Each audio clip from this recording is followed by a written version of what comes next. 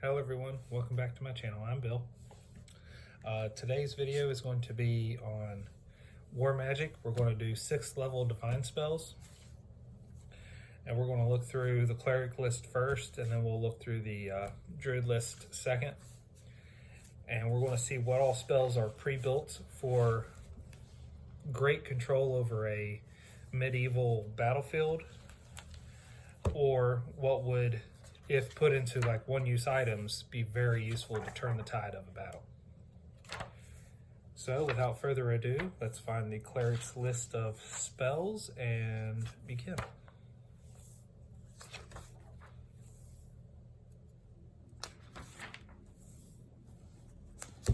Okay. Animate objects. Object attacks your foes. Let's see if they get a will save, because if you cast that on spears, that would be very, very entertaining to watch the army's own weapons fight them. If not, a quick way to control what's going on.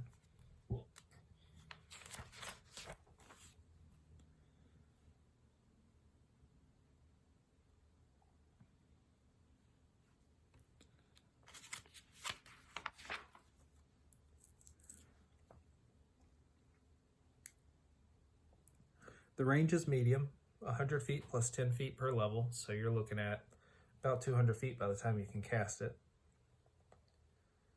Targets one small object per caster level. Duration 1 round per level. So you're looking at least the 11th level to cast it. So you're looking at 11 rounds for one, and it could be up to 11 objects in one casting. And it doesn't get a saving throw, and it has no spell resistance. Now, if the creature holding it has spell resistance, that would apply.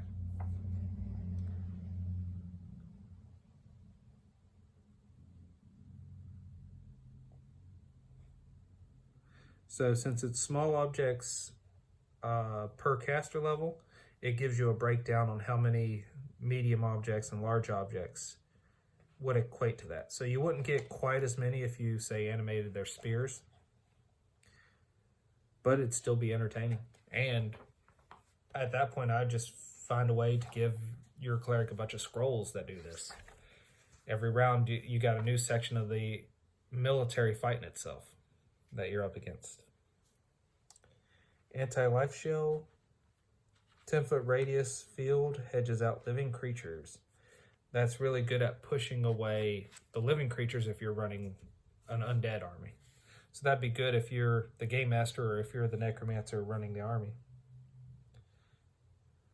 Banishment banishes 2 hit dice per level of extraplanar creatures. So that'd be cool. The problem is it probably banishes the weaker ones first. If that's the case, it doesn't give you a lot of control. Still very useful. Now, if you put banishment on, say, one-use items that you can give out to a handful of your soldiers or strike force or whatnot, they can throw that at extraplanar creatures, and when they go off, those planar creatures would get banished. They'd have to make a save versus the object, of course, but still. That would make it more versatile instead of having to have your spellcaster there for everything. Mass bears endurance, that would be useful. Any of the mass skill influences, or not skills, ability increases would be very useful, as long as it's a mass. Then all you need is like one person with that on their shield. They activate it, their shield glows for a radius, all the people, or at least the number equal to the targets that could be affected by the spell, would gain that bonus. Create undead at 6th level. Wouldn't be great for inside combat, but if you're creating an undead army, it could be very useful. So that's more of an out of combat spell that could build you an army. Cure moderate wounds mass, very useful. Put that on a couple of shields, have them towards the back row of your shield wall military. They can activate that as their front rows take damage.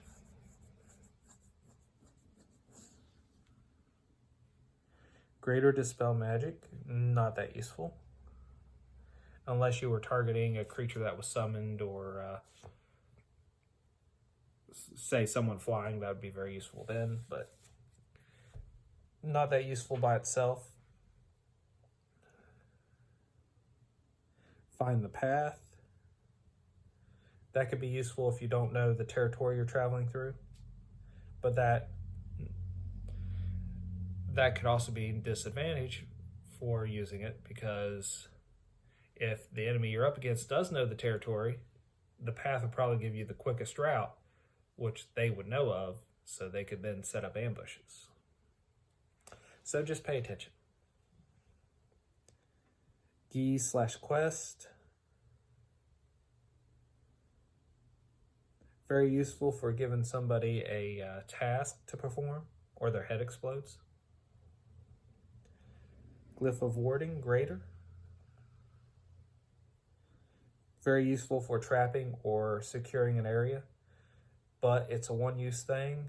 It's a 10d8, up to 10d8 damage, so it could deal out some damage. Now, Harm and Heal, as useful as they are built into this game, the versions of Harm and Heal I prefer are the ones from 3.0 D&D. Not even 3.5 D&D, 3.0 D&D. Harm deals 10 points of damage per level to a single target.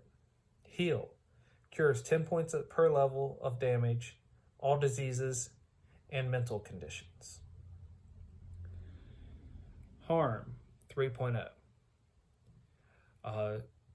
Target touched makes a save, which you get a save in this one. Target touched makes a save, or only has 1d4 hit points left.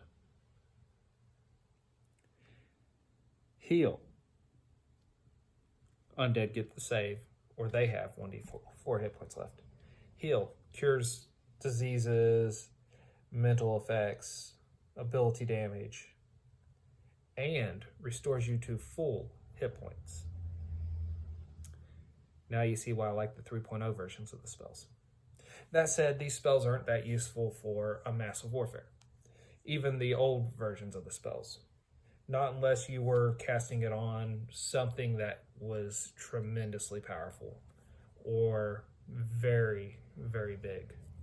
Say, the enemy forces is fighting a dragon that's really big, that's helping you guys, and you see that the dragon's hurt real bad. Now, the 3rd edition heal becomes very useful, because you could take that dragon that's probably down, if he was below 100 hit points, okay, now he's below 100 hit points. If he had 400 hit points, you could go, I heal, you're now at 400 hit points. And then the dragon could just wreak havoc all over again.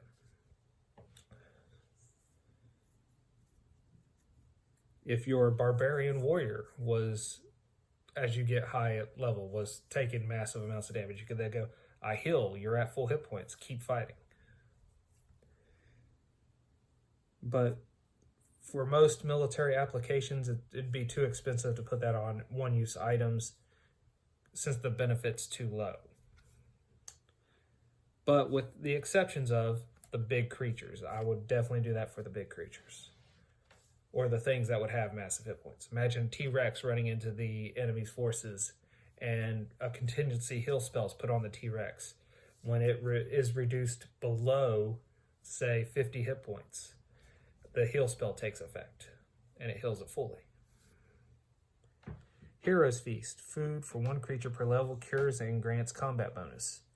Since you can't really do that for a massive army, even as an object, it's not that great. But if you could somehow fund, say, a version of a Horn of Plenty that gives you Hero's Feast all for every use, and you get enough uses to feed thousands of soldiers, then I could see that being very useful, because that would give them hit points, it would grant them attack bonuses, give them temporary hit points, it can be useful. That's definitely useful for your strike team. So if you had a force that was going to infiltrate the stronghold, which usually your players, your group of heroes, if they're going to do that, Hero's Feast is great for them. Inflict wounds mass, that can be very useful. Imagine tossing a bead into the center of your enemy's forces, and upon it breaking, inflict wounds of 2d8 plus 1 per level. So 6th level would be, okay, so it'd be 2d8 plus 11 damage, which for normal soldiers that you would normally have for the normal fights, that'd probably take out a section of soldiers. It'd be 1 subject per level, so you'd be 11 people would probably go down, especially if you rolled high on the d8s. Planar ally could be useful to bring in someone to help fight, but I wouldn't put that much emphasis on it. But Summon Monster 6 would be very good, because now you can summon multiple Summon Monster 5s, multiple Summon Monster 4s. Bring in elementals by the, D4 plus 1, and have them go in and wreak havoc. Earth elementals melting with the dirt and the stone, coming up and grabbing people by their ankles and start to pull them into the earth and leave them. Things of that nature. Air elementals pulling the air in a whirlwind so powerful that it starts pulling the air out of people's lungs and they start suffocating. Stuff like that. Just bringing up enough dust in the whirlwind to keep the enemy blinded would be very useful. A water elemental preventing a ship from maneuvering. A fire elemental burning the hell out of a ship or burning through a door on a castle or what have you. And boiling oil does no damage to a fire elemental. But stone walls do not stop an earth elemental either.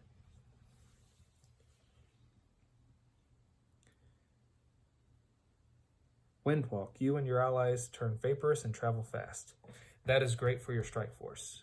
That is great for any party that's adventuring. I used that in a Ravenloft campaign because I was a cleric and I had access to that. We used that for all our fast travel.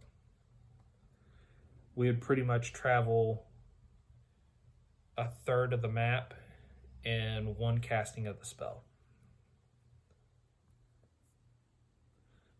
Word of Recall teleports you back to a designated place. That's great for your strike team. They can Word of Recall from your base camp, and then they can go to the enemy stronghold, grab or kill whoever they're supposed to do, whatever their mission is, fulfill it, use Word of Recall, and come straight back to the base. Or you could alternatively do it from the last town you were in, and then you go to this, you make your camp, and you go fulfill your mission, you end up in a bad situation, you use Word of Recall, and you're now at safety. Think of that as like online gaming, having the ability to travel back to the last safe town that you marked.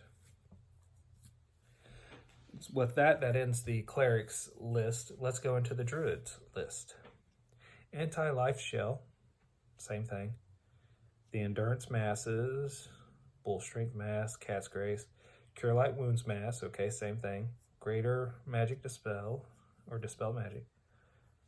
Find the path, fire seeds. Acorns and berries become grenades and bombs.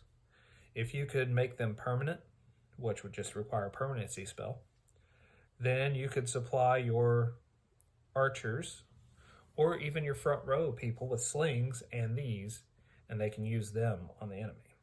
How much damage do they do?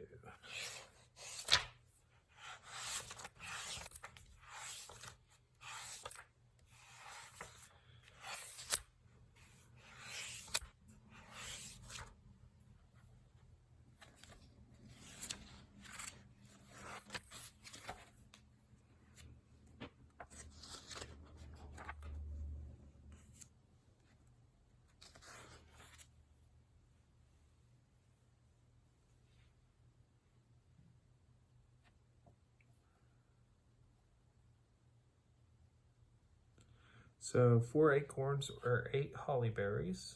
Acorn grenade.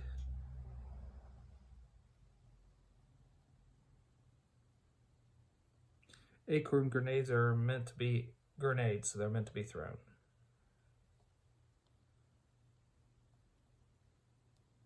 Does a D4 per caster level, maximum 20 D4. So minimum 11 D4 when you get this. So that would be very useful.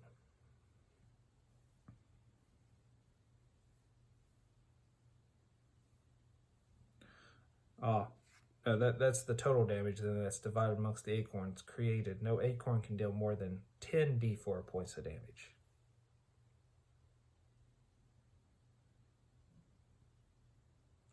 And those adjacent take 1 splash damage.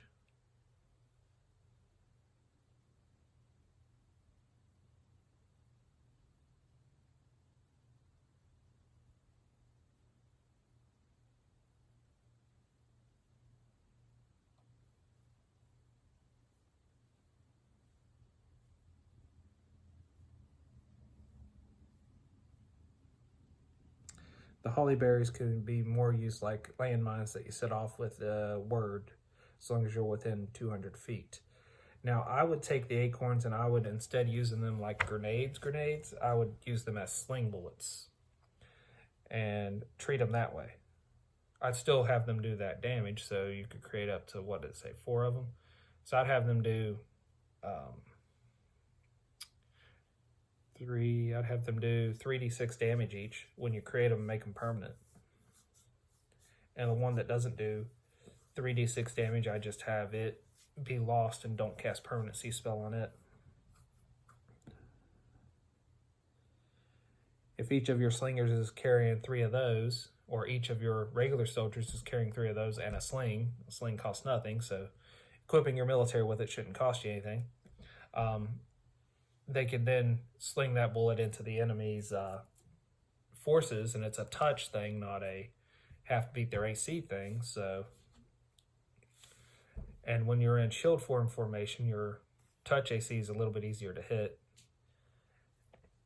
I would have that be my go-to for dealing some devastation and controlling what's going on. Ironwood. Magic wood is strong as steel. That's useful, especially in areas where you don't have access to a lot of steel. Or if you want your fortress's doors to be stronger than anything else.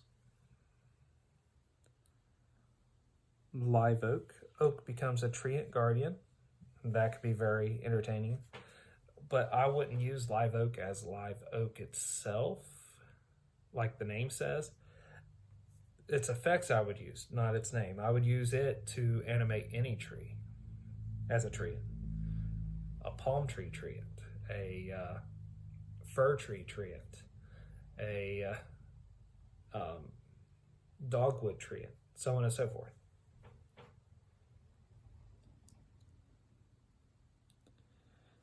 And treants would be very good, especially if the enemy forces is moving through a forest. You could have them harass the enemy all over the place. Move earth, digs trenches, and builds hills. That'd be useful, especially if you were doing the old-fashioned trench warfare with crossbows. Or using the gunpowder weapons and using muskets. Repel wood, pushes away wooden objects. That could be very useful when your enemy forces comes towards you and you cast repel wood, and then their shields can't come close to you, their spears can't come close to you, so on and so forth, because it's all being repelled away.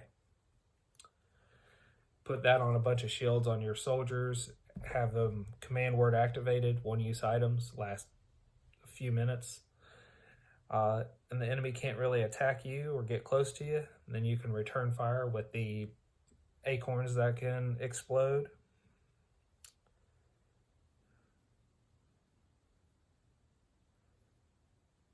Stone tail. Not that useful. Summon Nature's Ally 6.